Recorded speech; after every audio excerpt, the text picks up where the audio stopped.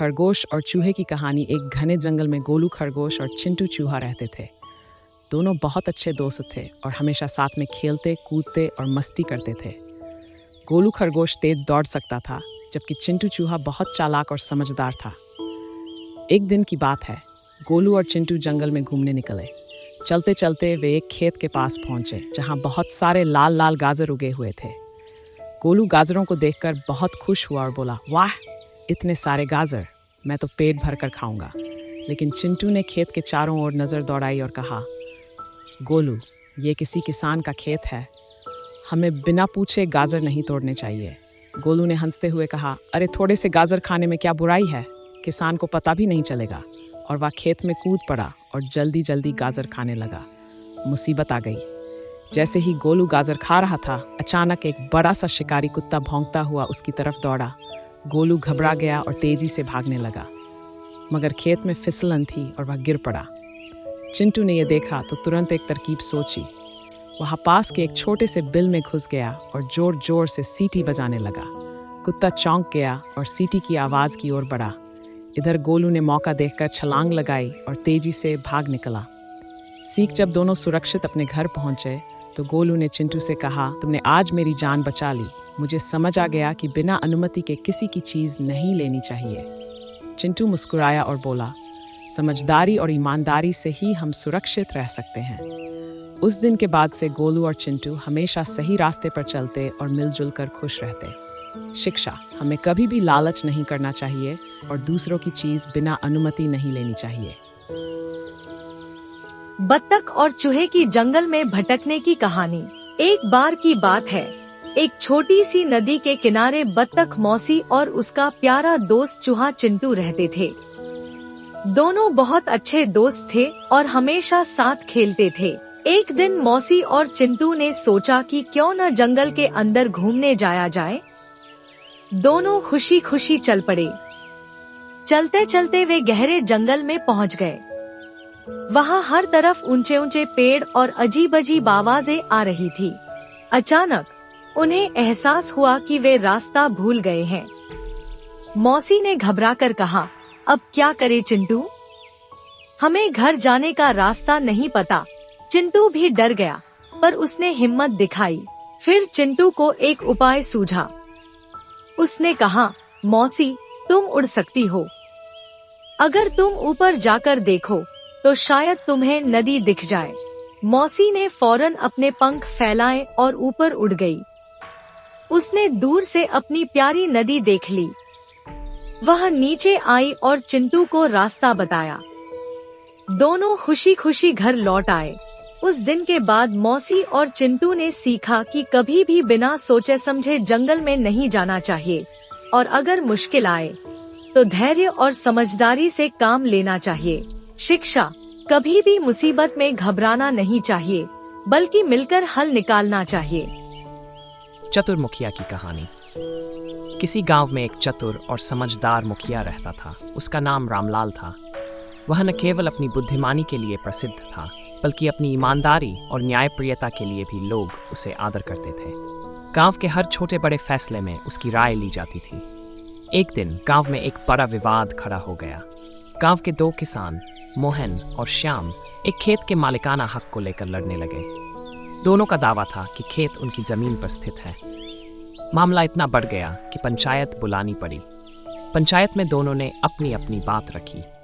मोहन ने कहा, यह खेत मेरे पिता के समय से हमारी जमीन पर है। वहीं श्याम ने कहा, नहीं, ये जमीन मेरे परिवार की है और मैंने खुद इस पर मेहनत की है। मुखिया रामलाल ने दोनों की बातें ध्यान से सुनी और फिर मुस्कुराते हुए कहा, हम इस बात का हल खेत से ही पूछेंगे। सब लोग हैरान हो गए और सोचने लगे कि खेत कैसे जवाब देगा। रामलाल ने दोनों किसानों से कहा, हम कल सुबह इस खेत में मिलेंगे। मैं देखूंगा कि यह खेत किसका है। अगले दिन पूरे गांव के लोग वहां इकट्ठा हो गए। रामलाल ने दोनों किसानों से कहा, अब तुम दोनों इस खेत को अपनी अपनी ओर खींचो। देखते हैं कि खेत किसकी ओर झुकता है। दोनों किसान खेत के अलग अलग सिरों पर खड़े हो गए और अपनी पूरी ताकत से खींचने लगे। ये देखकर रामलाल ने तुरंत उन्हें रोक दिया और कहा, खेत न तुम्हारी ओर झुकेगा और न ही तुम्हारी ओर, लेकिन जो इसे संभाल कर रखेगा वही इसका असली मालिक होगा। रामलाल ने गांव के लोगों से कहा, श्याम ने इस खेत की देखभाल की है और इस पर मेहनत की है, इसलिए यह खेत श्याम का है। मोहन ने रामलाल की बात समझी और माना कि उसने सिर्फ झूठा दावा किया था। गांव के लोगों ने रामलाल की बुद्धिमानी की प्रशंसा की। उसके बाद रामलाल ने सभी को समझाया कि झगड़े और लालच से कुछ हासिल नहीं होता। सत्य और मेहनत से ही इंसान को उसकी असली पहचान मिलती है। उस दिन से रामलाल की प्रशंसा पूरे क्षेत्र में होने लगी और लोग उसकी चतुराई की मिसाल देने लगे। रामलाल के फैसले के बाद श्याम खुशी खुशी खेत पर अपनी मेहनत करने लगा, लेकिन मोहन के मन में ईर्ष्या घर कर गई। उसने सोचा, मुखिया ने श्याम का पक्ष लेकर मेरा अपमान किया है, मैं ये खेत किसी भी हालत में वापस लूंगा। कुछ दिनों बाद मोहन ने एक चाल चली। उसने रात के समय खेत पर जाकर जमीन को खराब कर दिया। उसने वहां झूठे सबूत भी छोड़ दिए, जैसे टूटे हुए औजार और खराब फसल, ताकि लगे कि श्याम ने खेत की देखभाल नहीं की। अगले दिन वह मुखिया रामलाल के पास जाकर बोला, मुखिया जी, देखिए, श्याम ने खेत की बिल्कुल भी देखभाल नहीं की, खेत बर्बाद हो गया है। ऐसा आदमी इस खेत का हकदार नहीं हो सकता। रामलाल ने श्याम को बुलाया और पूछा, श्याम, क्या यह सच है कि तुमने खेत की देखभाल नहीं की? श्याम चकित होकर बोला, नहीं मुखिया जी, मैंने तो हमेशा इस खेत पर मेहनत की है, मैं नहीं जानता ये सब कैसे हुआ। रामलाल ने दोनों की बात सुनी, लेकिन उसने जल्दी कोई फैसला नहीं किया। वह समझ गया कि मामला गड़बड़ है। उसने खुद खेत पर जाकर स्थिति का निरीक्षण करने का फैसला किया। रामलाल ने ध्यान से खेत की हर चीज देखी। उसे जमीन पर कुछ ऐसे निशान मिले जो इंसानी गतिविधि के थे। फिर उसे वह टूटे औजार मिले जो वहां जानबूझकर रखे गए थे। उसने गांव के कुछ बुजुर्गों को बुलाया और सबूतों की जांच शुरू की। जांच के दौरान गांव के एक व्यक्ति ने बताया कि उसने रात के समय मोहन को खेत के पास जाते हुए देखा था। ये सुनकर रामलाल ने मोहन को बुलाया और सख्ती से पूछा, सच सच बताओ, क्या ये तुम्हारा काम है? पहले तो मोहन मना करता रहा, लेकिन जब सबूत और गवाह उसके खिलाफ हो गए तो वह डर गया और सच स्वीकार कर लिया। उसने कहा, मैंने ये सब किया, मुझे ईर्ष्या हो गई थी और मैंने सोचा कि श्याम से ये खेत छीन लूं। रामलाल ने गुस्से से कहा, मोहन, तुम्हारी इस हरकत ने न सिर्फ तुम्हें शर्मसार किया है, बल्कि गांव का माहौल भी खराब किया है। ये खेत अब हमेशा श्याम के पास रहेगा और तुम्हें गांव के हर घर से माफी मांगनी होगी। मोहन को अपनी गलती का एहसास हुआ और उसने सबके सामने माफी मांगी। रामलाल ने कहा, यह घटना हमें सिखाती है कि लालच और ईर्ष्या का अंत हमेशा बुरा होता है। हमें सत्य और मेहनत पर विश्वास रखना चाहिए। इसके बाद श्याम ने फिर से खेत पर काम करना शुरू किया और गांव के लोग रामलाल की बुद्धिमानी और न्यायप्रियता की एक बार फिर प्रशंसा करने लगे। रामलाल की चतुराई ने गांव में फिर से शांति और भाईचारे का माहौल बना दिया। प्यासा हिरण की कहानी। एक घने जंगल में एक हिरण रहता था। वह बहुत तेज दौड़ने वाला और चंचल स्वभाव का था। एक दिन गर्मी का मौसम था और सूरज अपनी पूरी तपिश के साथ चमक रहा था। जंगल के सारे जलाशय सूख गए थे और हिरण को बहुत तेज प्यास लग रही थी। वह पानी की तलाश में पूरे जंगल में भटकने लगा। चलते चलते वह एक छोटी सी झील तक पहुंचा, लेकिन दुर्भाग्य से वह भी सूख चुकी थी। हिरण थका हुआ था और उसकी प्यास बढ़ती जा रही थी। वह सोचने लगा, क्या मुझे आज पानी मिलेगा या नहीं? अगर पानी नहीं मिला तो मैं शायद जीवित नहीं रह पाऊंगा। तभी उसे दूर एक जगह से झरने की आवाज सुनाई दी। हिरण का चेहरा खुशी से चमक उठा। उसने अपनी पूरी ताकत जुटाई और उस दिशा में दौड़ने लगा। रास्ता मुश्किल और पथरीला था, लेकिन पानी की आस में उसने हार नहीं मानी। जब वह झरने के पास पहुंचा तो उसने देखा कि पानी का एक साफ और ठंडा झरना बह रहा था। हिरण ने जल्दी से झरने के पास जाकर अपनी प्यास बुझाई। उसे ऐसा महसूस हुआ जैसे उसकी जान लौट आई हो। उसने भगवान का धन्यवाद किया और सोचा, अगर मैंने हार मान ली होती और कोशिश करना छोड़ दिया होता तो मैं आज यहाँ तक नहीं पहुँच पाता। उस दिन से हिरण ने सीखा कि जीवन में चाहे कितनी भी मुश्किलें आएं, हमें कभी हार नहीं माननी चाहिए। कोशिश करने से ही हमें सफलता मिलती है। नैतिक शिक्षा। मुसीबतों के समय धैर्य और प्रयास करना ही हमें मंजिल तक पहुंचाता है। अभ्यास ही सफलता की कुंजी है। यह कहानी रामू नाम के एक ऐसे विद्यार्थी की है जो अपने आप को कमजोर समझता है और वह हमेशा अपने पढ़ाई में दूसरे विद्यार्थी से पीछे ही रहता है। रामू दूसरे विद्यार्थियों की तरह रोज समय पर ही स्कूल जाता और आता है और सभी विद्यार्थियों की तरह ही वह क्लास में बैठकर गुरुजी के द्वारा पढ़ाया हुआ हर एक चीज को बहुत ही अच्छे से सुनते रहता है। पर फिर भी रामू दूसरे विद्यार्थियों से हमेशा पीछे रह जाता है। आखिर राम को यह बात समझ में नहीं आती है कि आखिर क्यों वह अपने साथियों से पढ़ाई में पीछे रह जाता है। रामू हमेशा अपने क्लास में शिक्षकों से डांट खाते ही रहता है, क्योंकि शिक्षकों के द्वारा बताए गए मार्गदर्शन में नहीं चलता है, कभी शिक्षकों के द्वारा दिए गए गृह कार्य को अच्छे से नहीं करता है। किसी दिन मन नहीं लगने के कारण वह काम को पूरा करता, जिसके कारण से वह हमेशा स्कूलों में डांट खाते ही रहता है। पेपर आने के समय रामू अपने इसी कमजोरी के कारण हमेशा पीछे रह जाता था, जिसके कारण वह फेल हो जाया करता है और उसके सभी साथी अगली क्लास पर चले जाते थे। गुरुजी एक दिन रामू की इस स्थिति देखकर एक दिन कहा, मैं अपने सारे प्रयास आप पर लगा देता हूं कि आप अच्छे से पढ़ाई करके हमेशा आगे बढ़ते रहो, पर आपकी मेहनत ना करने के कारण आप कहीं ना कहीं पीछे हो जाते हो।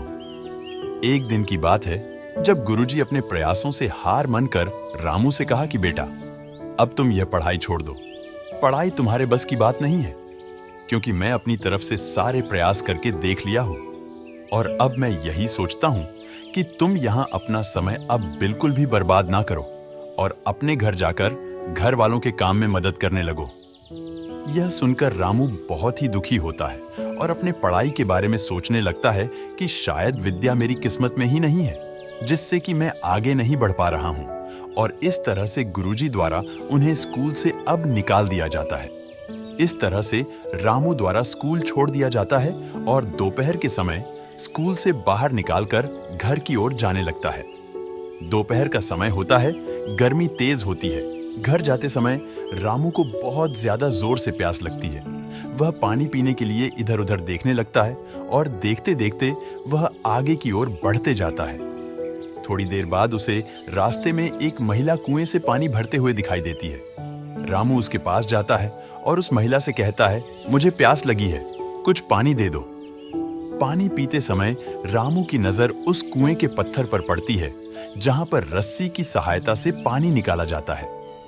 रामू सोच में पड़ जाता है कि आखिर यह जगह दूसरे जगह से कैसे अलग दिख रहा है, यहाँ पत्थर पर निशाना क्यों पड़ गया है, और अपने प्रश्न का उत्तर ढूंढने के लिए उस महिला से एक प्रश्न करता है, इस जगह पर ही यह निशान आपने क्यों बनाए हैं? रामू का प्रश्न सुनते ही उस महिला ने हंसकर बहुत अच्छे तरीके से रामू को जवाब देता है, बेटा, इस पत्थर पर यह निशान जो दिख रहा है, यह निशान हमने नहीं बनाया है।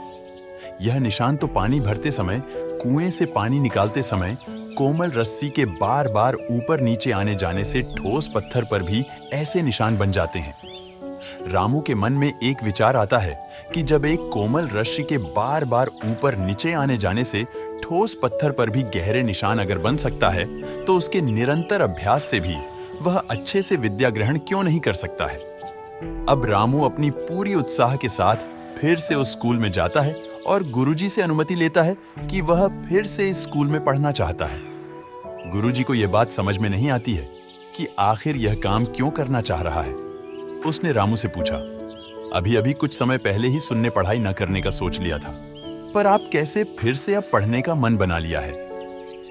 रामू ने शिक्षक को बताया कि थोड़ी देर पहले जब मेरे को प्यास लगी थी और मैं पानी पीने कुएं के पास गया था, तो मैं एक महिला से प्रश्न किया था कि इस पत्थर पर गहरे निशान किस चीज के हैं। तो उस महिला ने मुझे बताया कि यह निशान पानी भरते समय कोमल रस्सी के बार बार ऊपर नीचे जाने से बना है। तभी से मेरे मन में एक विचार आया है कि जब एक कोमल रस्सी से पत्थर पर निशान पड़ सकते हैं, तो मेरे बार बार अभ्यास करने से क्या मैं विद्या ग्रहण नहीं कर सकता हूं?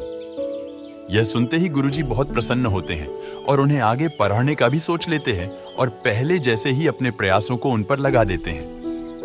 रामू अपनी पढ़ाई को निरंतर जारी रखता है। गुरुजी के हर बताया गए मार्ग का अनुसरण करते हुए वह हमेशा आगे बढ़ता जाता है। देखते ही एक दिन यही मन बुद्धि का बालक आगे चलकर संस्कृत व्याकरण का महान विद्वान के रूप में दुनिया के सामने आता है। देखते देखते ही उनके द्वारा कई तरह की पुस्तक की रचना कर दी जाती है। रामू को उस दिन की बात उसके मन में बैठ जाने के कारण वह आज एक सफल व्यक्ति बन जाता है। अभ्यास ही सफलता की कुंजी का सार। अभ्यास ही सफलता की कुंजी है। इस कहानी से हमें यह शिक्षा मिलती है कि अभ्यास ही एक ऐसी शक्ति है जो हमारे हर सपने को पूरा कर देती है। इसीलिए अभ्यास बहुत जरूरी होता है, चाहे वह खेल में हो, पढ़ाई में हो या फिर किसी अन्य चीज में। अभ्यास करते समय हम में धैर्य, परिश्रम और लगन का होना बहुत जरूरी होता है। बिना अभ्यास के हम कभी भी सफल नहीं हो सकते। यदि हम सोचते हैं कि अभ्यास न करके किस्मत के भरोसे बैठे रहेंगे कि यदि हमारे किस्मत में कुछ होगा तो हमें जरूर मिलेगा, तो यह गलत सोच होती है। जब हम अपने मंजिल को पाने का सोचते हैं तो जिस तरह से हम आगे बढ़ने का तेजी से सोचते रहते हैं, ठीक उसी तरह से यदि हम अपने काम को अंजाम देने के लिए लगातार अभ्यास करते रहते हैं तो एक दिन हमें अपने लक्ष्य की प्राप्ति जरूरत है। रहस्यमयी खजाने की कहानी गंगा नदी के किनारे बसे छोटे से गांव सरगांव में एक पुरानी किंवदंती प्रचलित थी। कहा जाता था कि गांव के पास एक घने जंगल के भीतर एक प्राचीन मंदिर है, जहां सदियों पहले राजा विक्रमादित्य ने अपना खजाना छिपा दिया था। इस खजाने को पाने के लिए कई लोगों ने कोशिश की, लेकिन कोई लौटकर नहीं आया। गांव के एक युवक अर्जुन को बचपन से ही इस रहस्य ने आकर्षित किया था। उसने कई बार जंगल के बारे में सुना, लेकिन उसके परिवार ने उसे वहां जाने से रोका। एक दिन अर्जुन को अपने दादा की पुरानी किताबों में एक नक्शा मिला। यह नक्शा उस मंदिर तक जाने का रास्ता दिखाता था। उत्सुकता से भरकर अर्जुन ने फैसला किया कि वह खजाने की खोज करेगा। अगली सुबह सूरज उगने से पहले ही अर्जुन अपने दोस्त रघु के साथ जंगल की ओर निकल पड़ा।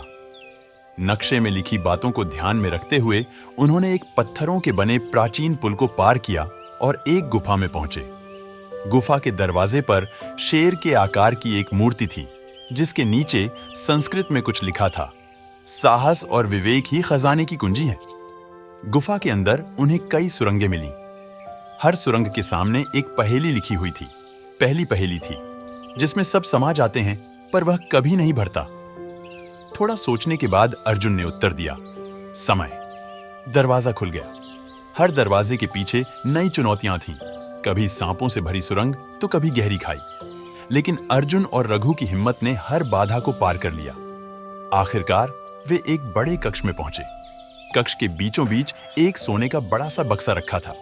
बक्से पर लिखा था, जो लोभ करेगा वह इसे खो देगा, जो साझा करेगा वही इसे सहेजेगा। अर्जुन और रघु ने बक्सा खोला तो उसमें सोने के सिक्के, हीरे और कई बहुमूल्य वस्तुएं थीं। लेकिन तभी गुफा कांपने लगी। अर्जुन को बक्से पर लिखा संदेश याद आया। उन्होंने तुरंत सोने के सिक्कों का एक हिस्सा गुफा में रख दिया और शेष खजाने को गांव के विकास के लिए उपयोग करने की ठान ली। जब वे गांव लौटे तो पूरा गांव चकित रह गया। अर्जुन ने अपने साहस और विवेक से न केवल खजाने को पाया, बल्कि उसे सही तरीके से उपयोग करने का भी निर्णय लिया। इस घटना के बाद सरगांव ने तरक्की की और अर्जुन का नाम हमेशा के लिए अमर हो गया। अंत में यह सिद्ध हो गया कि असली खजाना साहस, विवेक और दूसरों की भलाई में निहित है। बकरी और शेर की दोस्ती। एक घने जंगल में जहां तरह तरह के जानवर रहते थे, वहां एक बकरी और एक शेर की अनोखी कहानी शुरू हुई। आमतौर पर शेर को जंगल का राजा कहा जाता है और वह अपने बल और ताकत के लिए प्रसिद्ध होता है। वहीं बकरी अपनी मासूमियत और डरपोक स्वभाव के लिए जानी जाती है। लेकिन इस कहानी में कुछ ऐसा हुआ जो सबको चौंका देने वाला था। एक बार जंगल में भीषण सूखा पड़ा। पानी के सारे स्रोत सूख गए और जानवरों के लिए खाना ढूंढना मुश्किल हो गया। बकरी भी खाने और पानी की तलाश में जंगल के दूसरे छोर तक पहुंच गई। उसे वहां एक छोटी सी गुफा दिखाई दी। गुफा में जाकर उसने देखा कि वहां थोड़ा सा हरा चारा बचा है। बकरी ने सोचा कि यहीं कुछ दिन आराम करके अपनी भूख मिटा सकती है, लेकिन गुफा का असली मालिक शेर था। जब शेर वापस गुफा में लौटा तो उसने देखा कि बकरी वहां बैठी हुई है। दहाड़ा, तुम्हारी इतनी हिम्मत कि मेरी गुफा में आओ, अब तुम मेरा शिकार बनोगी। बकरी कांपने लगी, लेकिन उसने हिम्मत जुटाकर कहा, महाराज, मैं यहाँ आपकी गुफा में बिना अनुमति के आई हूँ, लेकिन कृपया मेरी बात सुने। मैं सूखे की वजह से भोजन और पानी की तलाश में यहाँ पहुँची हूँ। अगर आप चाहें तो मुझे खा सकते हैं, लेकिन पहले मेरी बात सुन लीजिए। शेर को बकरी की निडरता और शांत स्वभाव ने प्रभावित किया। उसने कहा, ठीक है, बोलो। बकरी ने कहा, इस सूखे में हम दोनों को एक दूसरे की मदद करनी चाहिए। अगर आप मुझे छोड़ देंगे तो मैं आपके लिए खाने की तलाश करूंगी। बदले में आप मेरी रक्षा करेंगे। इस तरह हम दोनों इस सूखे से बच सकते हैं। शेर ने सोचा कि बकरी की बात में समझदारी है। उसने बकरी को नुकसान नहीं पहुंचाया और उसकी मदद स्वीकार कर ली। इसके बाद बकरी और शेर ने मिलकर भोजन और पानी की तलाश शुरू की। बकरी अपने छोटे आकार के कारण उन जगहों तक पहुंच सकती थी जहां शेर नहीं जा सकता था। वहीं शेर अपनी ताकत से बकरी को खतरों से बचाता था। धीरे धीरे उनकी दोस्ती गहरी होती गई। जंगल के अन्य जानवर उनकी दोस्ती को देखकर हैरान थे। एक दिन बारिश हुई और सूखा खत्म हो गया। जंगल फिर से हरा भरा हो गया। अब शेर के पास भरपूर शिकार था और बकरी को भी चारा मिल गया। लेकिन उनकी दोस्ती खत्म नहीं हुई। शेर ने बकरी से कहा, तुमने मुझे सिखाया कि ताकतवर होना ही सब कुछ नहीं है। सच्चा दोस्त वही होता है जो मुश्किल समय में साथ खड़ा रहे। बकरी मुस्कुराई और बोली, और आपने मुझे सिखाया कि डर को ताकत में बदला जा सकता है। आपकी दोस्ती ने मुझे निडर बना दिया।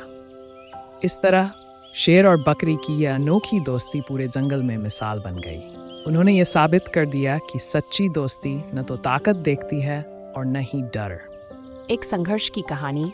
गांव के एक छोटे से कोने में, जहां मिट्टी की सौंधी खुशबू और खेतों की हरियाली जीवन का हिस्सा थी, वहीं रमेश नाम का एक युवक अपनी कठिनाइयों से जूझ रहा था।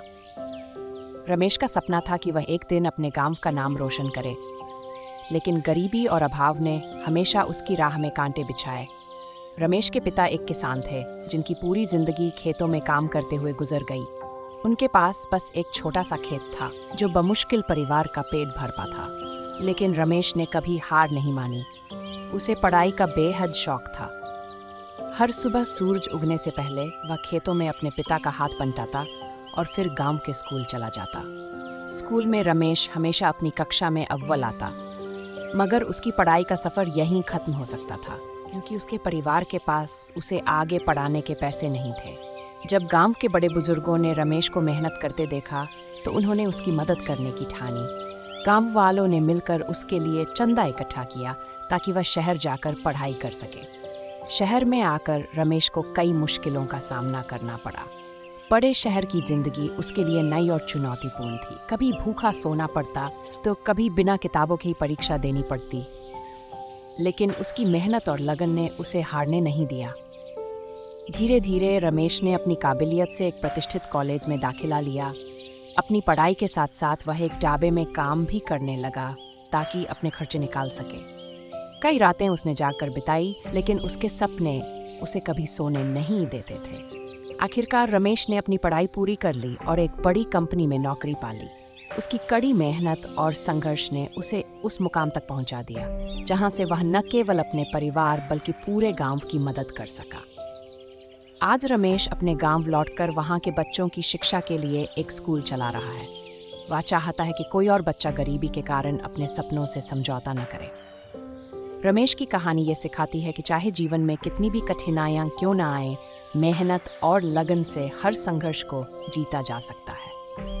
एक गरीब बच्चा भूखा और उदास सड़क किनारे बैठा था। अचानक एक जादुई जिन्न प्रकट हुआ और बोला, मैं तुम्हारी 3 इच्छाएं पूरी कर सकता हूँ। बच्चा खुश हुआ और बोला, मुझे ढेर सारा खाना, नए कपड़े और एक सुंदर घर चाहिए। जिन्न ने ताली बजाई और सब कुछ सामने आ गया। बच्चा बहुत खुश हुआ, लेकिन तभी उसने कुछ और गरीब बच्चों को भूखा देखा।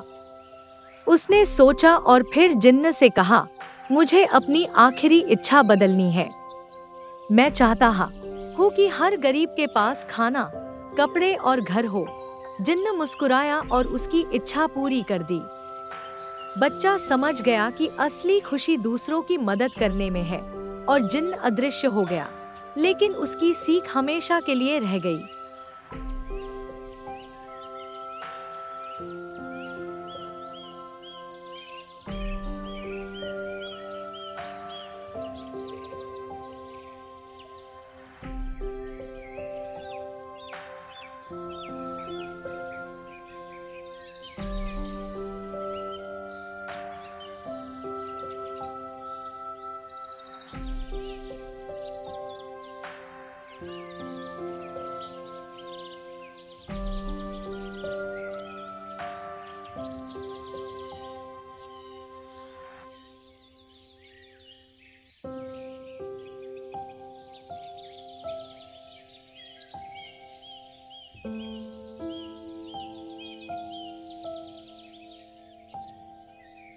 है।